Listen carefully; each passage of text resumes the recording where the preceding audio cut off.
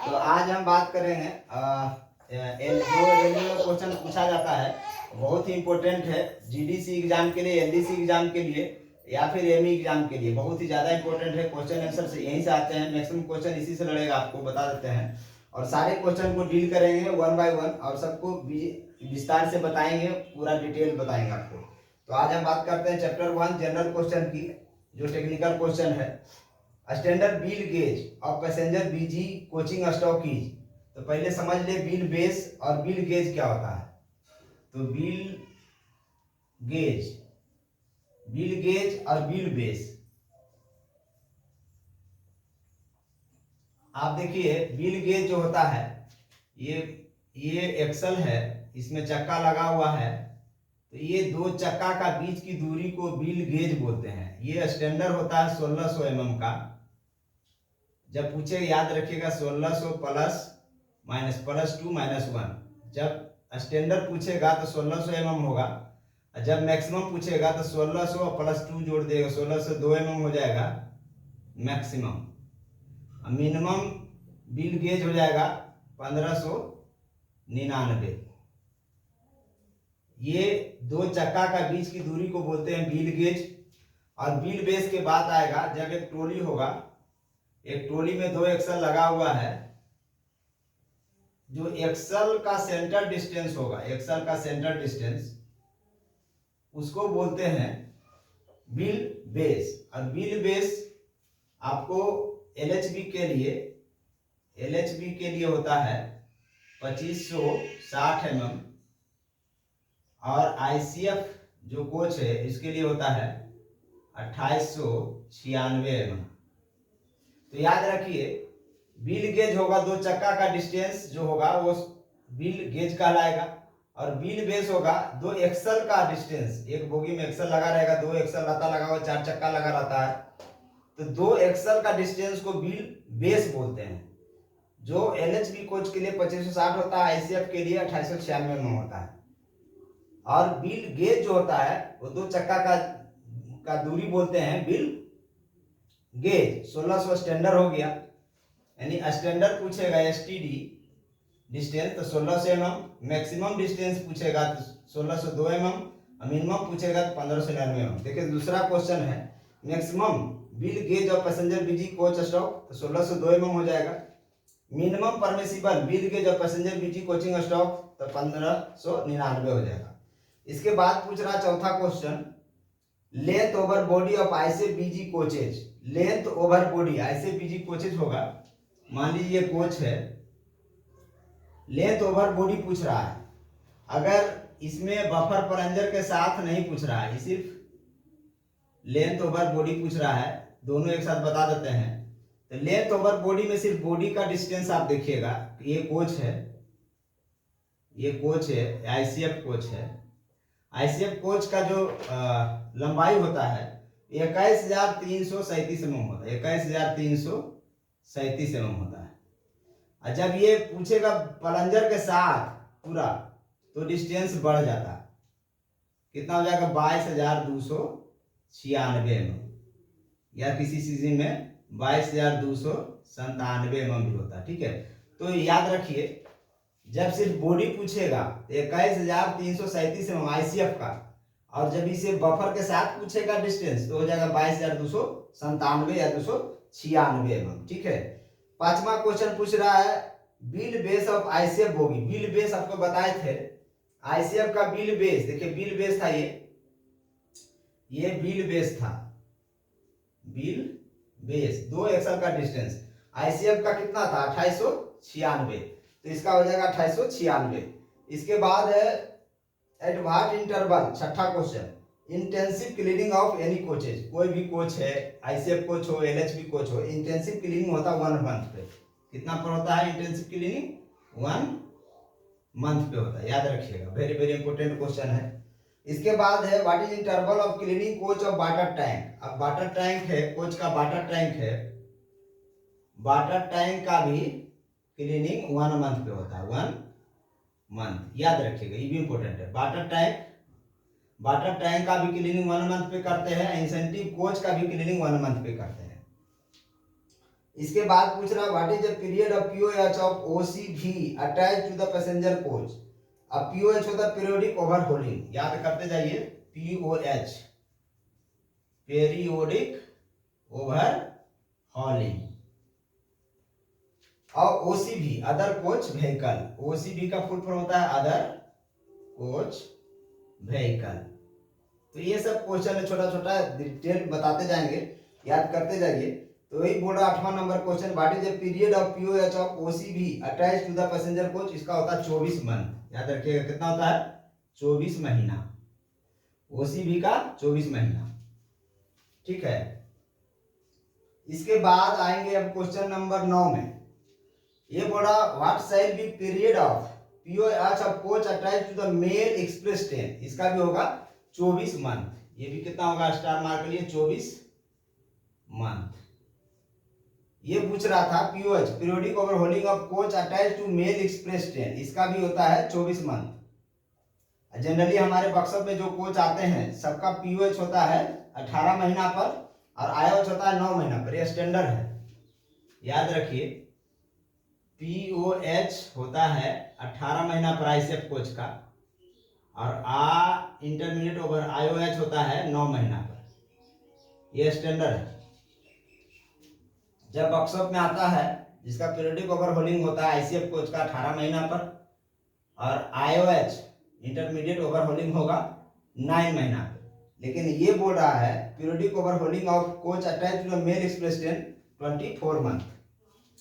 What shall be period of POH of PCV passenger coaching vehicle. PCV का full form होता है PCV, PCV होता है passenger coaching vehicle, याद रखिए पैसेंजर कोचिंग व्हीकल। इसका होता है 12 महीना पर, कितना होता है 12 महीना पर पीओएच, याद रखिए। कुछ कुछ चीज है, ओसीवी का पीओएच 24 महीना पे था, ओसीवी का पीओएच 24 महीना पे था, पीसीवी का पीओएच 12 महीना पर है। बाकी सब जो स्टैंडर्ड फॉलो करता है पीओएच 18 महीना, आईएचसीएफ कोच आईओएच 9 महीना। इसके बाद बोलता है other name of pilot valve. Pilot valve को बोलते हैं पिज्ड, पायलट भाल्व, VALV, भाल्व को बोलते हैं पिज्ड, PEASD, पिज्ड। पिज्ड क्या होता है? Passenger emergency alarm signalling device. इसका फुल फॉर्म हमेशा आपको पूछता है, तो पायलट भाल्व को दूसरा नाम है पिज्ड।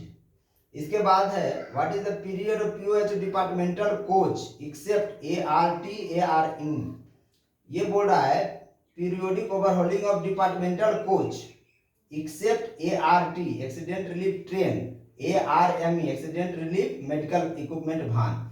इसका दिया है 42 महीना, कितना दिया है 42 मंथ, ठीक है।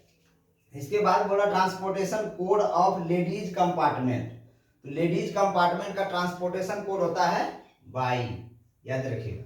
लेडीज कंपार्टमेंट जिसमें महिला ट्रेवल करती हैं उनका ट्रांसपोर्टेशन कोड जो होता है वो होता है Y. What is the transportation code second class fitted with self generating electrical equipment. तो सेल्फ जनरेटिंग की बात आएगा तो जी होगा, और सेकेंड क्लास है तो एस होगा। इसका हो गया ट्रांसपोर्टेशन कोड, ठीक है। सेल्फ या second class self generating electrical equipment GS हो जाएगा। इसके बाद transportation code of inspection carriage administrative. Inspection carriage administrative रहेगा तो RA होगा, RA। ये होता है inspection carriage reserve for administrative, इसका फुल फॉर्म होता है रिजर्व फॉर एडमिनिस्ट्रेटिव, याद रखिएगा। RA हो गया, ठीक है। इसके बाद transportation code of pantry car. Pantry car का ट्रांसपोर्टेशन कोड होता है WCB वेस्टिबुल हॉट बफेट होता है ये WCB, ये हो गया पेंट्री कार। इसके बाद होता है which part is not used in ICF trolley. तो इसमें दिया dashboard, side bearers, shock observer, drag link. तो आईसीएफ ट्रॉली में डैशबोर्ड भी होता है, साइड बेयरर भी होता है, शॉक ऑब्जर्वर भी होता है, ड्रैग लिंक नहीं होता है। क्या नहीं होता है? ड्रैग लिंक, ये ड्रैग लिंक जो होता है आईसीएफ ट्रॉली में नहीं होता है। इसके बाद क्वेश्चन नंबर 18,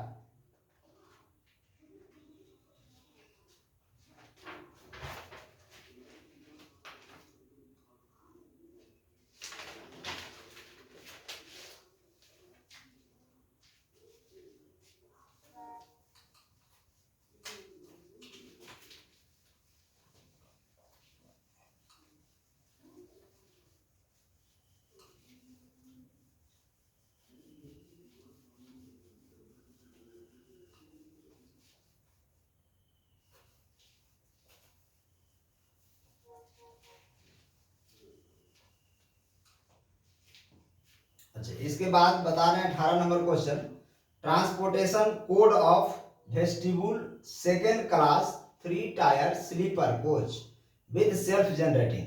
तो सबसे पहले वेस्टिब्यूल है तो वेस्टिब्यूल हो गया, इसके बाद सेल्फ जनरेटिंग है तो जी हो गया, उसके बाद आपका सेकेंड क्लास स्लीपर 3 टायर है एससीएन हो गया, एससीएन याद रखिए, डब्ल्यू वेस्टिब्यूल हो गया, जी सेल्फ जनरेटिंग हो गया, एससीएन 3 टायर स्लीपर हो गया।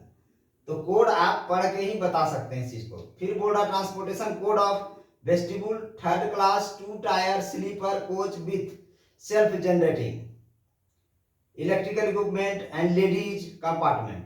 तो सबसे पहले वेस्टिब्यूल याद रखिए, वेस्टिब्यूल के बाद सेल्फ जनरेटिंग है तो जी याद रखिए, जी के बाद हो गया सेकंड क्लास स्लीपर है तो एससीएन हो गया, अब बाई है लेडीज कंपार्टमेंट तो बाई हो गया। इस तरह से आप पार्ट पार्ट तोड़ के बना सकते हैं इस चीज को। इसके बाद बोलता है 21 number question, what is the maximum permissible clearance between brake gear pin and bush. Brake gear pin और बुश का जो डिस्टेंस होता है मात्र 1.5 mm रखा जाता है, याद रखिएगा, वेरी वेरी इंपॉर्टेंट। ठीक है, कितना रखा जाता है 1.5। इसके बाद बोलता है एज पर circular number 4 22 number question, secondary examination of the mail express has been skipped on round trip up to. इसका याद रखिएगा, ये करीब 25 किलोमीटर होता है, 2500 किलोमीटर। ठीक है, बोला सेकेंडरी एग्जामिनेशन जो मेल एक्सप्रेस ट्रेन का होगा वो कितना किलोमीटर राउंड अप चलने के बाद होता है, तो 2500 किलोमीटर। उसके बाद रखिए, देखिए 23 number question, in coach load transmission take place through. अब जो कोच है लोड ट्रांसमिशन किसके थ्रू होता है, तो लोड ट्रांसमिशन याद रखिएगा हमेशा होता है साइड बियरर। किसके थ्रू होता है लोड ट्रांसमिशन, साइड बियरर के थ्रू। फिर बोल रहा है सीआई जो कास्ट आयरन का ब्रेक ब्लॉक है should be change if the burn out beyond the. Cast iron का ब्रेक ब्लॉक चेंज करते हैं जब वो कितना mm का रह जाता है 20 mm का। याद रखिएगा, 3 चीज है यहाँ पर आपको पूछेगा, एल टाइप कंपोजिंग ब्लॉक रहेगा, L type composite brake block रहेगा तो होगा 10 mm का हो जाएगा तो रिजेक्ट कर देंगे। के टाइप का ब्रेक ब्लॉक रहेगा तो 12 mm का हो जाएगा तो रिजेक्ट कर देंगे। ये तीनों क्वेश्चन पूछा जाता है, कोई एक क्वेश्चन पूछ सकता है आपसे। अगर कास्ट आयरन का ब्रेक ब्लॉक है, अगर घिसिया के खिया के पतला होके 20 mm बच जाता है तो उसको हम चेंज कर देते हैं। एल टाइप ब्रेक ब्लॉक रहेगा वो 10 mm तक हो जाएगा तो उसको चेंज कर देंगे। के टाइप का रहेगा तो 12 mm तक हो जाएगा तो उसको चेंज कर देंगे। अभी जो इंडियन रेलवे आईसीएफ कोच में जितना यूज होता है मोस्टली में के टाइप यूज होता है, एल टाइप बहुत कम यूज होता है, डेमो में यूज होता था पहले, मोस्टली में के टाइप अभी यूज हो रहा है। तो आप देखिए 25 नंबर क्वेश्चन, एल टाइप का composite brake block should be change 10 mm पे, K type composite brake block should be change 12 mm होने पर उसको चेंज कर दें। इसके बाद आइए 27 नंबर क्वेश्चन। 27 नंबर क्वेश्चन बोल रहा standard packing pieces of ICF coaches. ICF coaches standard packing जो होता है 4 को स्टैंडर्ड पैकिंग दिया जाता है, 13 mm का, 26 mm का, 38 mm का, 48 mm का, 13 mm का, 26 mm का, 38 mm का, 48 mm का।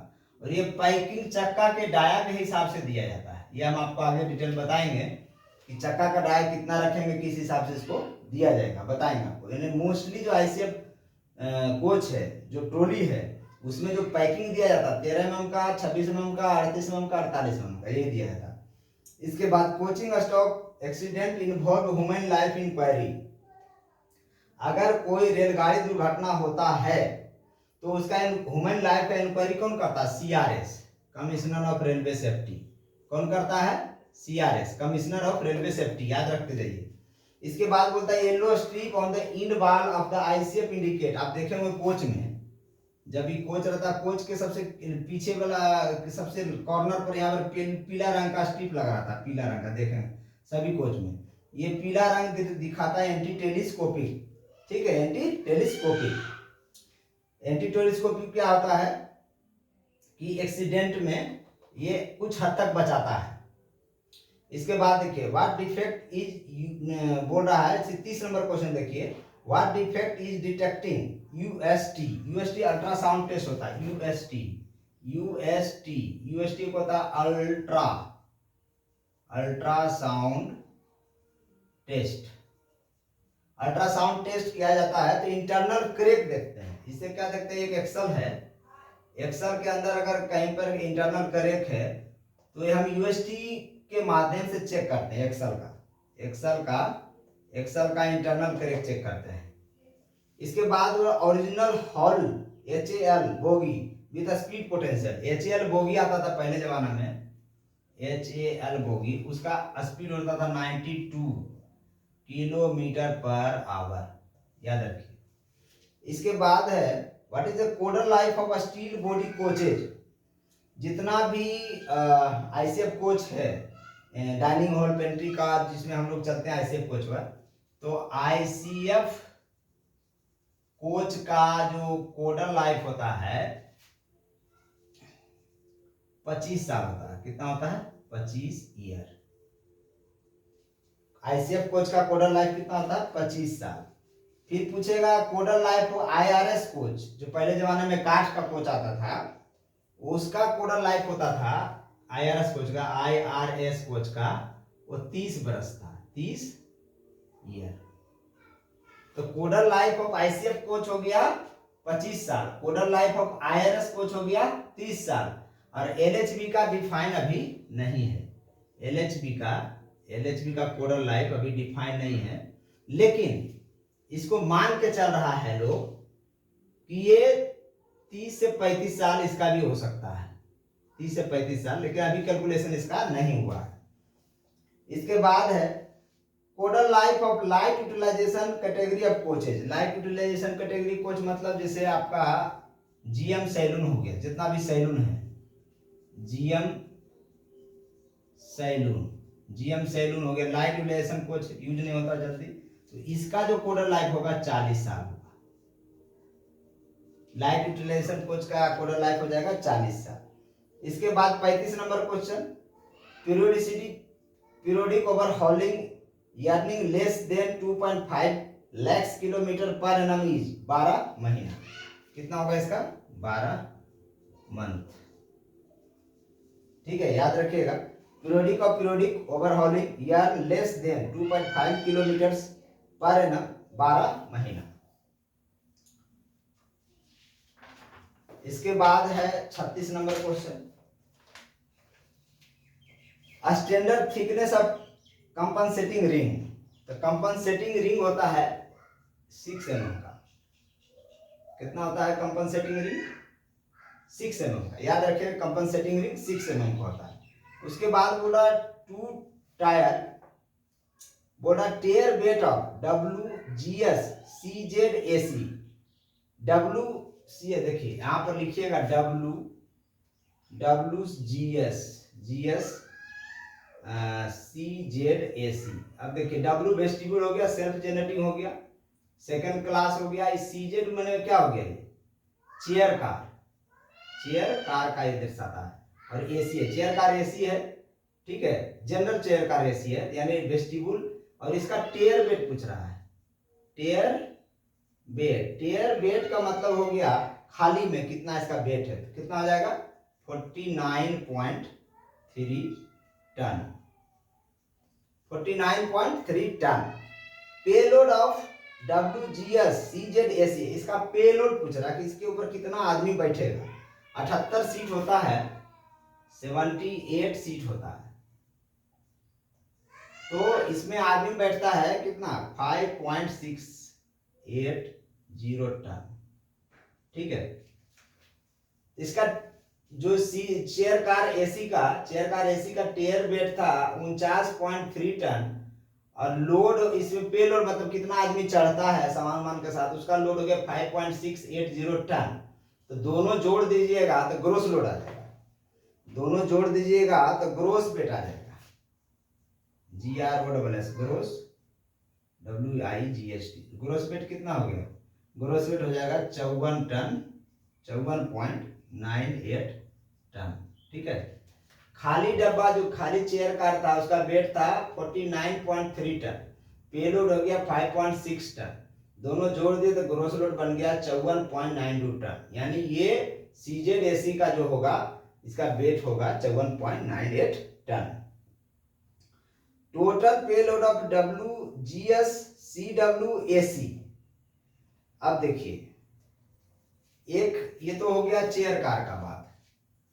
इसके बाद बोल रहा है WGS-CWAC, सेकेंड टायर की बात बोल रहा है। W में वेस्टिब्यूल सेल्फ-जेनरेटिंग सेकेंड क्लास नहीं है, ये AC का ही है। CW मतलब सेकेंड, CW मतलब टू टायर, CW का मतलब है टू टायर, और AC है, टू टायर AC। इसमें VIP लोग भ्रमण करते हैं। इसका जो वेट होता है टू टायर का, ग्रोस वेट नहीं, टेयर वेट की बात बोल रहे, टेयर वेट होता है इसका 50 टन। पे लोड इसके अंदर आदमी कितना बैठेगा, मान लिया ICF कोच है तो 46 सीट होता है। LHB कोच रहेगा सेकंड टायर का तो 54 सीट होगा। ठीक है, 52 या 54 तो 54 सीट। तो मान लीजिए 46 के हिसाब से भी जोड़िएगा, एक का एवरेज वेट 70 रखिएगा तो वही साढ़े कितना लोड इसमें बहुत कम है, 50 टन का इसका तो गाड़ी का वेट हो गया। अब पेलोड दिया है 3.68 टन, इससे ज्यादा नहीं दिया है, दोनों जोड़िएगा तो ग्रोस लोड आ जाएगा, ग्रोस वेट, ग्रोस वेट हो जाएगा इसका, दोनों जोड़ दीजिएगा तो हो जाएगा कितना 53.680 टन। यानी टू टायर का वेट होता है 50 टन, अब पेलोड कितना आदमी चढ़ता है 3.68 टन, दोनों जोड़िएगा तो ग्रोस वेट आ जाएगा 53.68 टन। CZ वाला भी देखे थे, CZ वाला ग्रोस वेट था 51.98 टन। टू टायर AC का वेट देखें, टू टायर AC का वेट होता है 53.680 टन। इसके बाद आता GS कोच मतलब GS कोच मतलब जनरल गाड़ी,